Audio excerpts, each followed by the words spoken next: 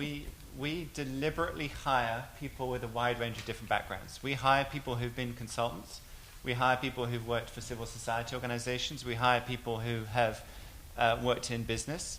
And we hire people who've worked in policy and government. And that's a deliberate decision because we think it's only by bringing those different skills and experiences to the table that you can achieve change.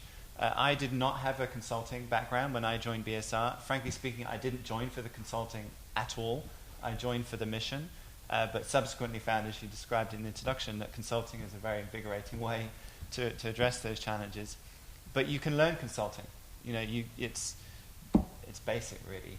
You can. I mean, to be honest, the things I find tough are how to address big challenges of human rights and climate change and poverty and well-being and empowerment. Those are the big challenges, not how to consult. So finding a job where you get to understand the real world and how it works, how decisions are made, how resources are assigned, that's the experience that we look for. We have our job descriptions, and it will say, the ideal candidate will have consulting experience, nonprofit experience, understand Fortune 1000 companies, and have 4 different languages. We know we're never going to get that candidate. We're looking for two or three of those rather than the whole package. Thanks.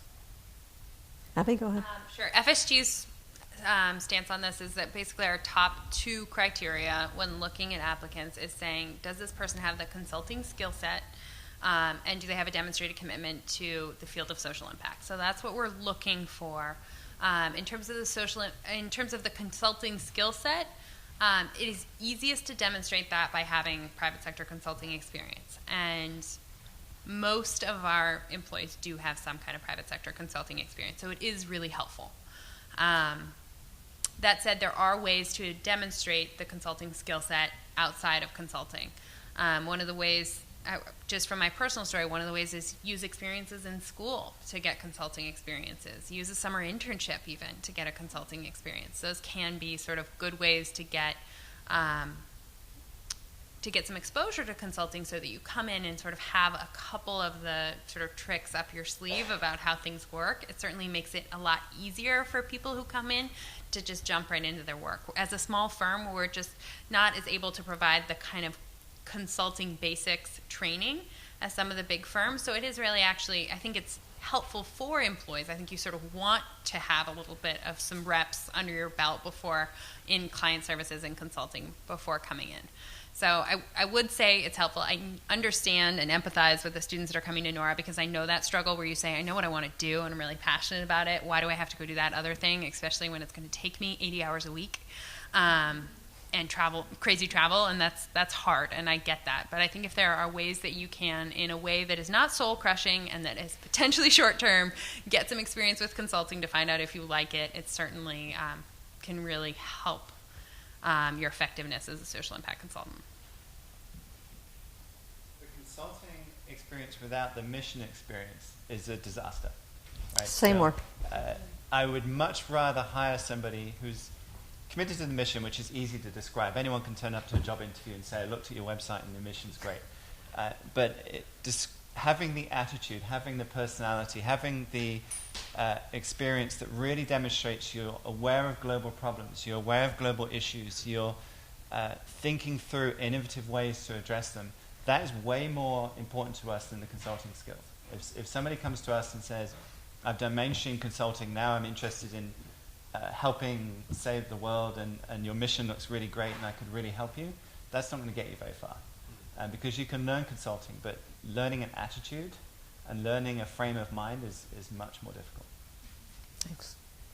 I might play devil's advocate on this one, just for fun. I don't know what I believe, to be honest, because we look for this ideal candidate that's, former consultant, but also a Peace Corps volunteer with an MBA and maybe worked at an investment bank for their summer internship.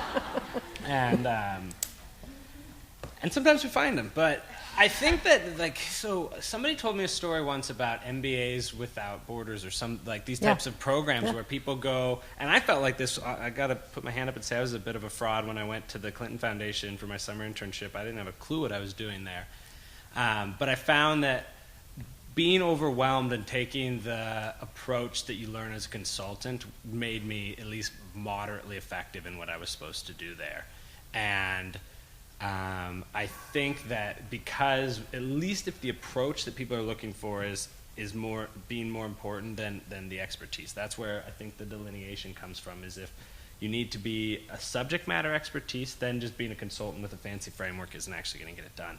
But if you're looking to solve a very ambiguous and difficult problem, sometimes the approach is more important than the expertise, because what it allows you to do is to break it up into its component parts, to look at it from a lens where you're going to solve it with rigorous analysis of data, and then come up with the types of recommendations that come out of that.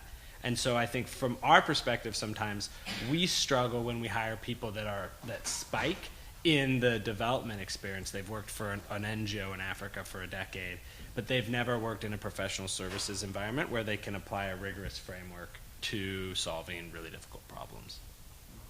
I mean, that's what I mean. We will test people during interviews, right? You'll give them analytical tests and that type of thing. And we certainly would look for people who are, how should I say, nimble, right? They can move from topic to topic with a fair degree of confidence. You know, that they can look at a problem on an issue that they are not that familiar with and pretty quickly figure out root cause, figure out some of the key issues at stake. That doesn't necessarily require a consulting background, I guess would be my point. And if somebody came only with that, without the ability to sort of see the bigger global frame, then that would be a challenge.